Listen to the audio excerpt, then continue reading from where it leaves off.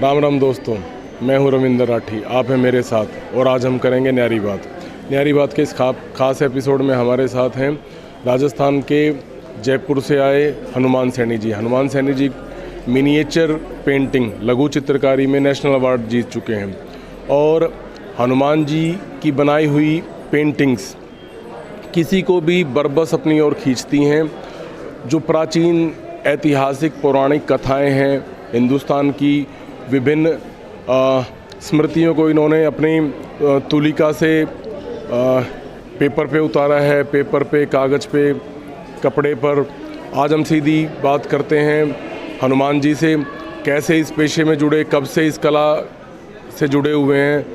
आइए करते हैं न्यारी बात हनुमान जी से। जी हनुमान जी, स्वागत है आपका। जी नमस्कार। मेरा पेंटिंग का एक शौक़ बचपन से रहा था। तो जब मैं छोटा था तब से ही जैसे उड़ते हुए पक्षियों को देखना, पेड़ पौधों का कि एक बार मैं प्रभावित हुआ था कि जैसे कोई उस टाइम पे गांव और खेती थी, तो एक अचानक कोई तूफ़ान जिसको क्या कहते हैं कि राजस्थानी भाषा में उसको बबुलिया बोला करते हैं राजस्थानी भाषा के अंदर। तो जैसे चक्रवात की तरह एक घूमता था। तो एक उस टाइम पे जैसे कोई कृष्ण लीलाएँ कुछ ऐसे था, तो उसमें ये दिखाया था कि जैसे चक्रचूड़ जो एक अलग राक्षस था, तो एक श्री कृष्ण को उड़ा के लेके जा रहा था। तो अचानक दूसरे दिन मुझे न जाने रेत के ऊपर कुछ इस तरह का चक्र कुछ बनाने का एक वो पड़ा। तो कुछ बच्चे बोले कि क्या बना रहे हो। मैंने कि भगवान कृष्ण का कल अपने चरित्र देखा था, तो ये राक्षस उसको उड़ा के लेके जा रहा है। तो मतलब उससे कुछ प्रभावित हुए। कुछ लोगों ने भी देखा कि यार आप तो बहुत अच्छा ये कुछ बना रहे हो। तो मैंने कुछ पेंसिल से बनाया। फिर स्कूल में ब्लैक बोर्ड पे बनाने लगा। तो कुछ जो हमारे अध्यापक हैं उन्होंने थोड़ा सा मुझे सराहा कि हाँ बहुत अच्छा कुछ बनाते हो। तो चित्रकला में मैं फर्स्ट आया करता था पहले, तो ज़्यादा मुझे उत्साह थोड़ा मिला। परिवार वालों की तरफ से भी मुझे बहुत सपोर्ट मिला था। फिर कहीं जो कला गुरु हैं जो मतलब कुछ संपर्क में आए, तो उनसे फिर मतलब उनसे कुछ सीखने का मिला। फिर धीरे धीरे उन्होंने बताया कि ये आपको कलर बनाना है। तो कम से कम 2 साल तक तो मैं कलर बनाता रहा। ब्रश मुझे हाथ में नहीं दी थी। तो हनुमान जी कितनी आयु में आपने ये पेंटिंग मिनिएचर पेंटिंग बनानी शुरू कर दी थी? मैं लगभग 12 वर्ष का था, तब से ही मैं इसमें पेंटिंग में रुझान हुआ था। चित्र जो बनाया करता था। इस पेंटिंग के कलर में भी कुछ खासियत है, ब्रश में भी कुछ खासियत है, उसके बारे में बताएंगे? जी सर, कलर तो नेचुरल कलर हैं। जैसे फूलों से कुछ कलर बनाए जाते हैं, पेड़ों की पत्तियों से कलर बनाए जाते हैं और पेड़ों की छाल से बनाए जाते हैं। बाकी खनिज जो हैं कि जैसे खड़िया पत्थर है, जो पहाड़ों से पत्थर निकलता है, शीलू है, गोंद का पीला है, हंसराज कलर जिसको देसी लाल बोलते हैं, गोगुली है। गोगुली एक ऐसा कलर है कि गाय का जो गोमूत्र होता है, उस गाय को गोमूत्र को एक बर्तन में रखे और सालों साल सुखाया जाता है। तो उसमें से कुछ पीलापन जो निकलता है उसको गोगुली बोलते हैं। और वो एक मतलब बरसों में जाके वो कलर बनता है। लेकिन उस कलर को हम भगवान कृष्ण के जैसे चंदन के रूप में लेते हैं और कहीं काम में नहीं लेते उस कलर को। खाली कि भगवान का जो चंदन होता है उसी में काम में लेते हैं। अब खैर वो तो अवेलेबल है नहीं।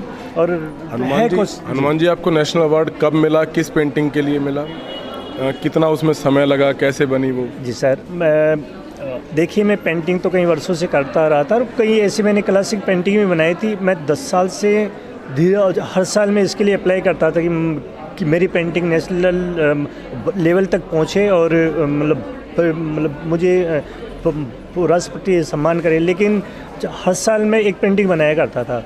तो कई बार स्टेट लेवल से बाहर हो जाती, कई बार डिस्ट्रिक्ट लेवल से भी बाहर हो जाती थी।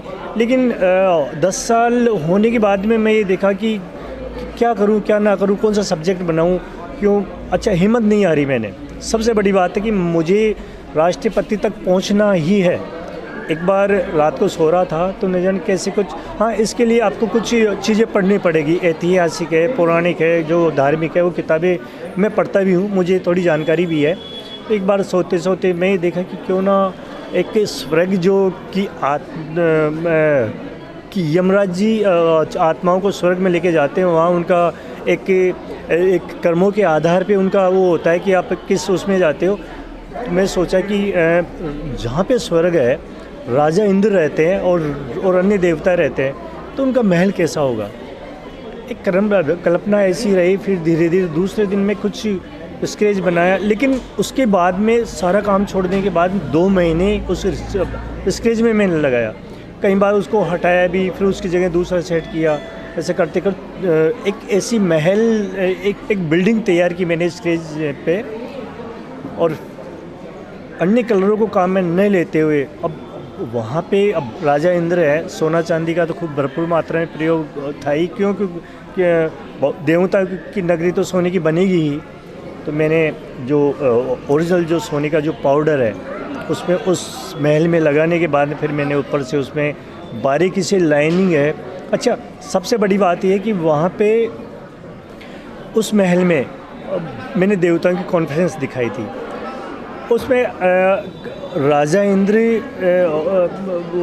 भगवान विष्णु और माता लक्ष्मी के पास जाके और आग्रह किया कि आप आके अध्यक्षता कीजिए। इसके अंदर सारे देवता थे, जिसमें शिव जी भी थे, ब्रह्मा जी भी हैं, नारद भी हैं, जो 4 वेद अपने भागवत की भाषा में 4 कुमार भी बोलते हैं। सूर्य देव, चंद्रदेव, अग्निदेव, वायुदेव और उस विष्णु जी के साथ में सारे गण देवता आए थे। बाकी महल के चारों तरफ मैंने ऋषिगण हैं, अप्सराएं हैं, देवतागण हैं, अपने पुष्पक विमानों में एक विचरण करते हुए दिखाया था। तो वो एक स्वर्गलोक के लिए आपको नेशनल अवार्ड मिला। अब आपने एक प्रेम कहानी को भी अपनी तूलिका से सजाया।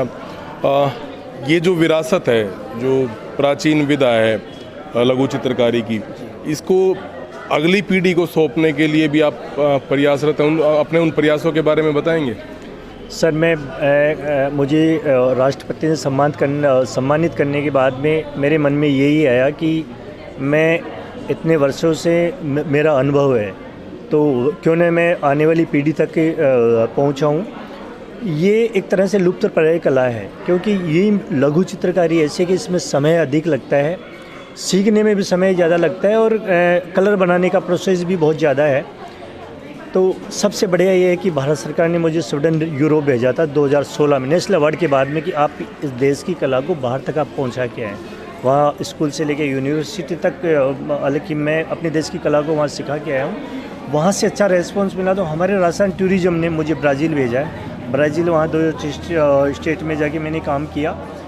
उसके बाद में फिर एक देश के अन्य संस्थाओं से मेरी जानकारी हुई। मतलब वो लोग जैसे मीडिया के थ्रू मतलब मेरे कई आर्टिकल निकले, तो कई जगह जाके उन्होंने पढ़ा। तो कई संस्थाएं ऐसी थी, हालांकि सेक्टर सरकारी लेवल पे और प्राइवेट लेवल पे अनेक संस्थाएं मुझे बच्चों के लिए वहाँ अलग अलग जगह अन्य स्टेटों में मुझे बुलाया है।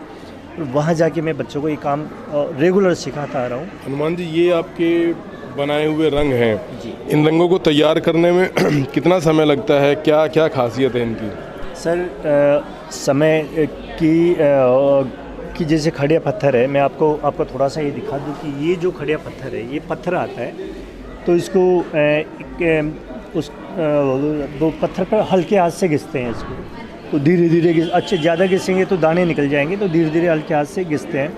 इस कलर को कम से कम 2 महीने पानी में डालते हैं और बार बार पानी निथारते हैं, क्यों इस कलर की चिकनाई बाहर होती रहे।